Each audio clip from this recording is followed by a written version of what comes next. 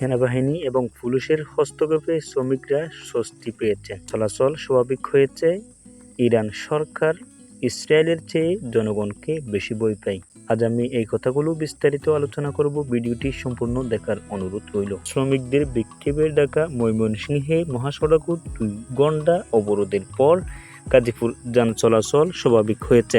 বুধবার সকাল 8টা থেকে 10টা পর্যন্ত ঢাকা ময়মনসিংহে মহাসড়কের টঙ্গীর সতীশ এলাকায় তারটেক্স লিমিটেড নামের একটি বস্ত্র কারখানায় কর্মচারী বিক্ষোভ করেন।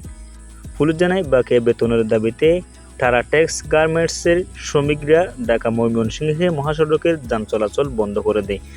সকাল 10টার দিকে যৌথ বাহিনী হস্তক্ষেপে শ্রমিকরা জ্যাম তুলে নেয়।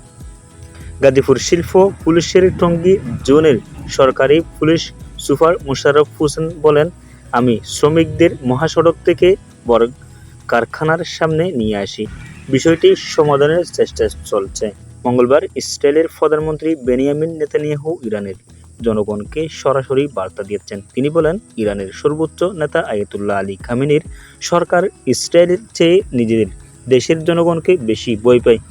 যে ভিডিও বার্তায় নেতানিয়াহু বলেছিলেন যে ইরান সরকার বয়ে থাকার কারণে জনগণের আশা ও স্বপ্ন ধ্বংস করতে প্রচুর সময় এবং অর্থ ব্যয় করছে। আমি আপনাকে বলতে চাই, আপনার স্বপ্নগুলি ধ্বংস করতে দেব না। ইরানের নারী অধিকার আন্দোলনের কথা উল্লেখ করে নেতানিয়াহু বলেন, আমি ফিস করে শুনছি নারী জীবন স্বাধীনতা নিয়ে ভুগছেন।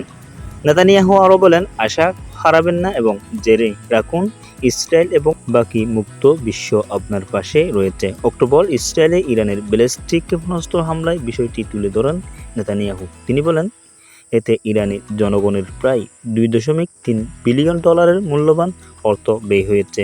এর মাধ্যমে ইসরায়েলের খুব ক্ষতি হয়নি।